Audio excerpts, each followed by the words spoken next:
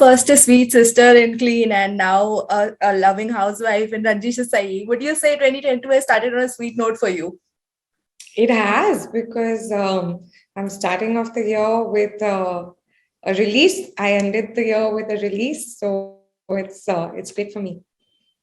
Nice. Okay. So, ever since Ranjish Hi Sahi trailer has released, there are a lot of reports that, it is a story based on Parveen Babi and Mahesh Bhatt's story, basically.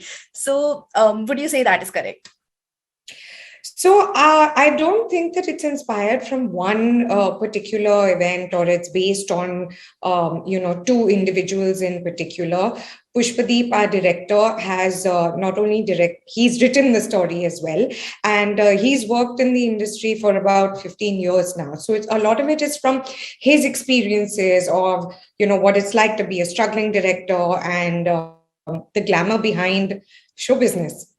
I mean, Right. not the glamour, but when you go beyond the glamour, what is it that you see? The truth behind show business. Right, right.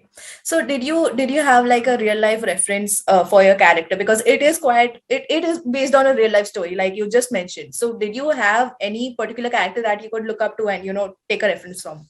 No, no. So it's not based on an individual living individual who exists, or any particular person. It was purely from Pushpadeep's imagination and his character sketch. Yeah. Okay. So in Ranjish Hi Sahi, like you play the housewife and your husband is having an extramarital affair, and Right. I mean, you're still accepting him nonetheless. So how would you react as a person? How would you react in a real life situation like this? Like, how would Amrita react? Yeah, if somebody does that to you, like maybe your husband does that to you. Yeah, so that was something that I really struggled with, because I had to keep telling myself that this is not when I would question the character choices. I would have to and I would keep talking to Pushpadeep, the director, about this, because there were some things that just didn't sit well with me, or it wouldn't work for me. Right.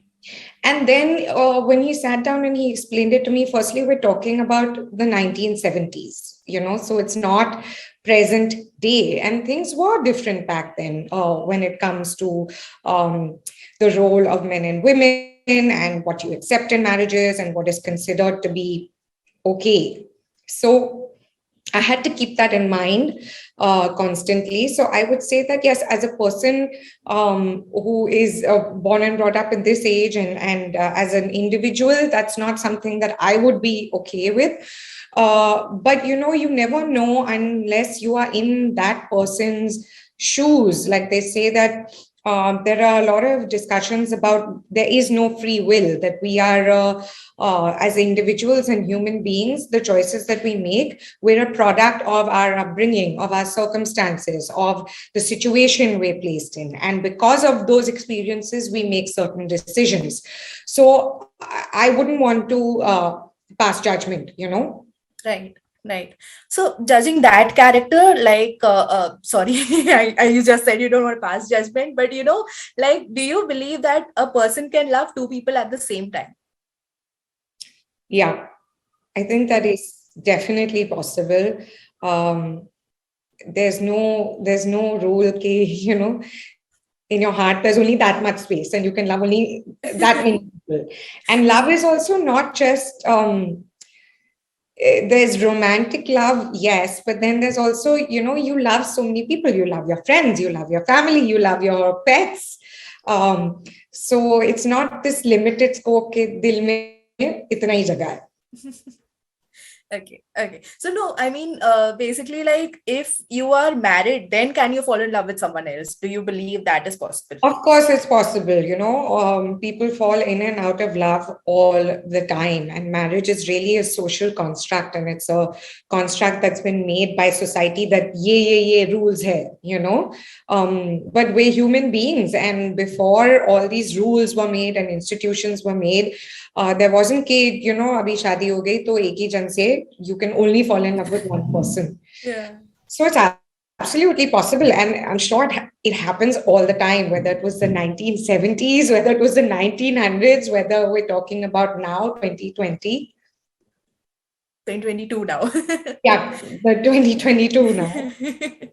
Okay. So, what about going back to the 70s were you most excited for? Because, there are many things about the 70s that people love. So, what was the thing that, you were looking forward to? The look and the costumes, I really loved all the. I used to love the hairstyles of the 90s. Even if you look at Zeenat Aman and Parveen Babi and Smita Patil, I just loved the way they had their little bangs. And even in terms of I enjoy wearing saris, so it was something that I look forward to. And it's great to be portrayed in a different light and get into a skin of your character and have a completely different look. Yeah. Okay. So, were you directly approached to play Anju, or Anju is the name of your character, right? Yes. Or yeah, Yeah. I yeah. was Or did directly you? approached to play Anju. Oh, okay, okay. So I was just asking you, like, did you have the choice between Amala's character and Anju, and you picked up Anju for a particular reason? Was that the case? No, no. So Pushpadeep is very clear in his head about what he wants and um, what he's looking for. And they needed a particular innocence in Anju, which he felt that I had. Mm-hmm. Okay, okay. So what about Anju would you say is you as a person? Hmm. I think what is I identified with is once I decide as a person that this is what I want to do and this is what I'm going to do, then I'm very determined about it. Right. And that's something that I identified with when it came to Anju.